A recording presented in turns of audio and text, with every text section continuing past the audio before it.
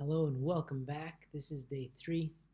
I took a day off yesterday because I got super sick and I thought I was maybe gonna die. Thought it was maybe some other sickness, but I just did a bunch of Wim Hof breathing and proved that it's legitimate. That most of it was just fear based. There's a lot of fear mongering about health going on in the world today, and I bought into it for a second too long, but I'm okay. So today I wanted to get into the heart because we have a description about the heart. I'm just going to go over this section today. So it's going to be a shorter video, which I'm sure you won't mind.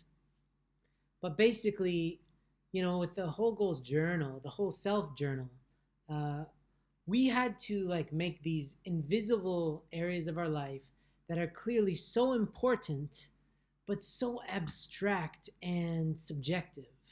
We had to make them concrete and measurable, which is not an easy task, but I've invested so much time, and Raphael has invested so much time into understanding the realities of these concepts and applying them substantially so that we're not just making this stuff up. It's based off of how we personally live and also how we've helped so many other people overcome their own limitations in these areas. So, in terms of mindset, obviously, that becomes a little bit easier to measure because you can see the fruits of your mind by the substance of what you do. But when you get into the realms of the heart and the spirit, then it's some people think that shopping at Whole Foods is a spiritual practice, and I wildly disagree. And in terms of the heart, a lot of people,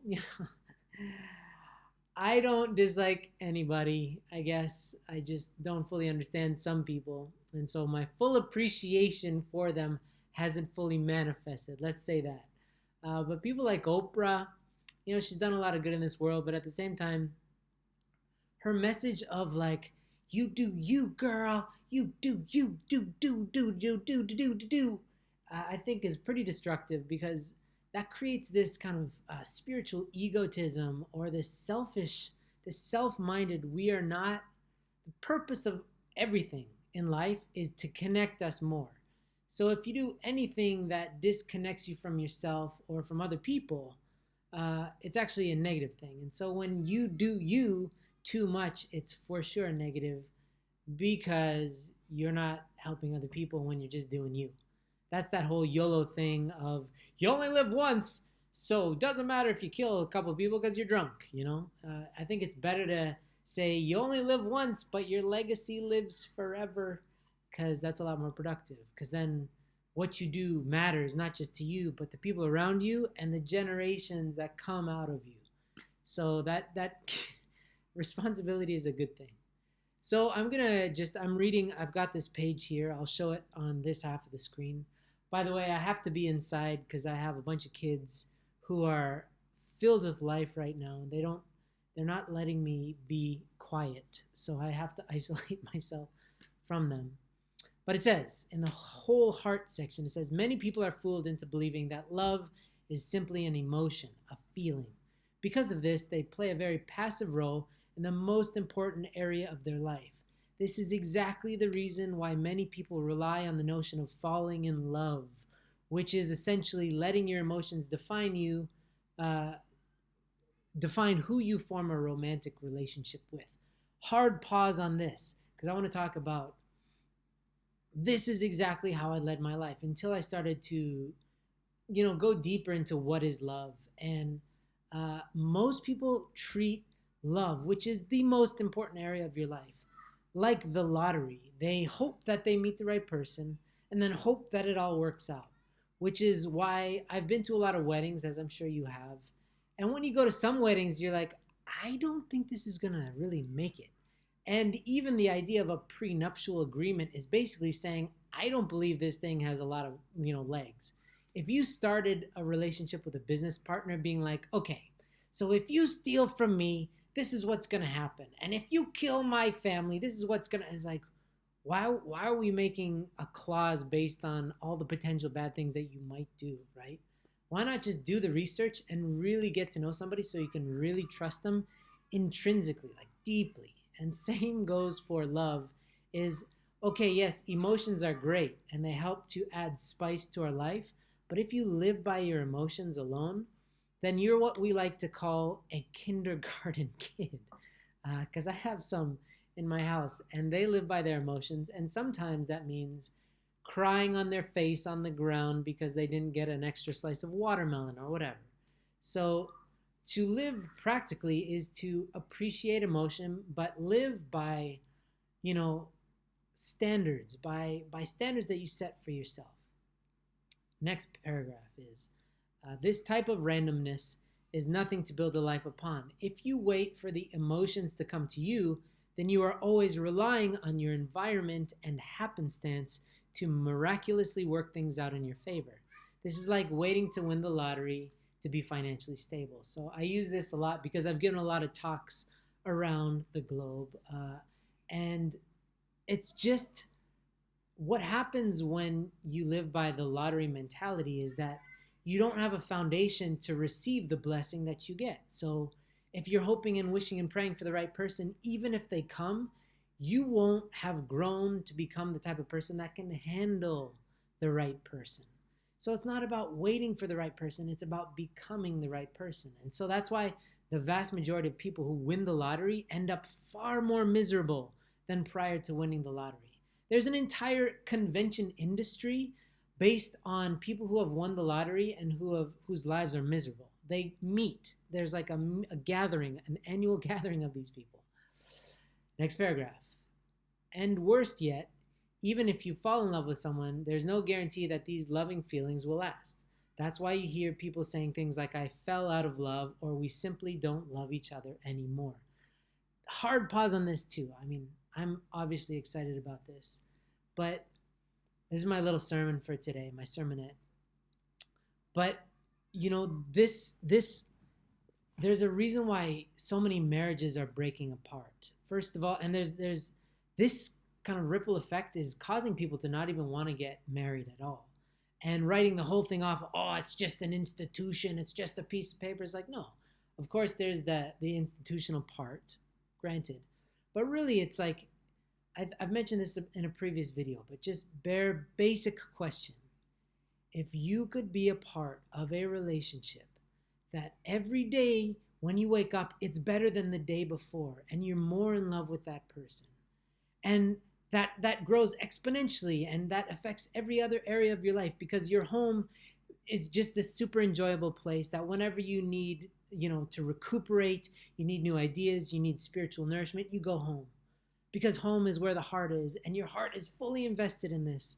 Would you like that, or would you like a relationship that erodes and dies and shrivels, where you, although in the beginning you started saying lovey-dovey things like, baby, I love you, and then you ended up saying stuff like, I hate you, I hate your very existence. Which one would you choose? The love that gets better every day, or the love that eventually falls apart and dies? Emotions, if your relationship is based on emotions, that is sure to happen, because emotions come and go. And the feeling of euphoria that you get when you're in an initial relationship, they have a lifespan of about 18 months. So that means that you are able to be in love with somebody and just kind of be blind to the rest of the world for under 2 years. And then reality kicks in. That doesn't mean that you can't feel those feelings again, but if you don't know how to generate those feelings in the first place, and you're relying on the environment, then when times get tough, those feelings go away, and then it's all over. Then the magic's gone. But what if there is a way to control how you feel about anybody or anything, or even yourself, or even God, or the divine? Well, the thing is, you can. You can, and that's what this book is about. As sentient beings, we actually have the power to create harmony and connection wherever, whenever, and with whomever we choose. When we begin to understand and appreciate the authorship of love, everything changes. So love is a verb, it's not simply an emotion. Think about that. You are the author of your emotions. That means that every single relationship that you're in or not in, everything that's in your head and in your heart, can be customized according to your belief and your effort to invest in whatever outcome you want. So like with my wife and I'm writing chapters in this book which is outlining all this stuff I'm talking about. And like my wife and I are polar opposites. She's Mongolian, and so much of what she like her reference to what is good and bad and right and wrong is like crazy to me. We often have conversations that where the basic premise is, are you crazy or am I crazy?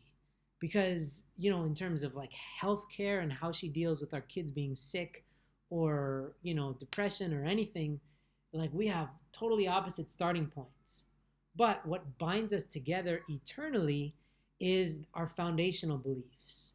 And once you establish that, and we'll get into that later, um, it makes everything a lot easier because it doesn't matter where we start on a certain topic. We have the same goal, which is to be more in love than ever. And so even if we fight on a topic, but our goal, our objective is not to be right, but to be in love, then eventually we can let go of our differences and create love, regardless of what's happening around us. That means when our kids are sick, when she's got something going on, when I've got something, it doesn't matter. We can get past the little indifferences when our key differences, our foundational differences, are strong enough to keep moving us forward. I'm like running out of oxygen. I'm talking so fast. Okay, just a little bit more and then we're done. You can absolutely act lovingly without feeling love for a person in the moment. Consider the parents of babies with colic. Hard pause. My friend was telling me they have 3 kids, and their last kid had colic for a year straight, which means every single minute of the day that child was awake for a full year, they were screaming their heads off and in pain. And as a parent, I can't even fathom that because when my kids cry, like I can't focus, I can't do anything. And that was a full year. And so they weren't feeling lovey-dovey feelings for each other, for even their kid at times. You just want to be like, shut up. But that's not what love is about, is whether I feel like loving you right now. It's, am I committed to loving this kid even when they're miserable, even when they're making me feel miserable? Yes, that's what love is. So to get back, they can feel frustrated, disheveled, and depressed. And yet, even in that state, they can continue to lovingly care for the struggling child. Love isn't always glamorous, but it is fundamental need to our very soul. It is what makes the world go round. In this journal, the emotional growth we are challenging you to achieve is to stretch your capacity to forgive, to serve, to embrace, even those you don't necessarily feel love for. This includes your love for yourself as well. Learning this will dramatically increase your ability to be a giver of substantial and meaningful love. This type of love will change your life and provide healing and fulfillment for you and everybody in this world. So basically this, even when you don't feel like loving somebody, to learn how to continue to serve them and to find a way, something deep down inside, look deep in your reservoir, to give even when you don't feel like giving, will make you the champion of love in your life and the beacon of hope for everybody else in your life. And there's nothing more important than that. Look, in this time, right now in 2020, money is like this weird, intangible thing that, apparently the government can just give out $2 trillion and give it to people. It's just number on a screen and then it appears in our bank account, which is a number in a screen. It's all intangible. Everything is kind of up for grabs, but the one thing that makes life worthwhile is not in your bank account, and it's not, the car that you drive. It's got nothing to do with the external material world. What adds meaning and value to everything is our ability to feel love and to give love. And when we don't have that, we are severely deprived of the very thing that makes us human. So that's what I'm going to say today about love. This is an amazing chapter. Again, I technically wrote this, but realistically, this is so good that it can't be from me. So I hope it helped, and especially if you're doing this journal, this is all adding context as to how to navigate this journal to get the most out of it. Because if you really invest in your mind and your heart and your spirit and your body, and using your body as like a router for channeling all this goodness, then by God, you will be a different human being at the end of this cycle. It's a 90-day journey. So, if you haven't bought the journal, buy the journal. If you've watched this far, God speed. Whatever that means, God speed you. And I'll see you next time.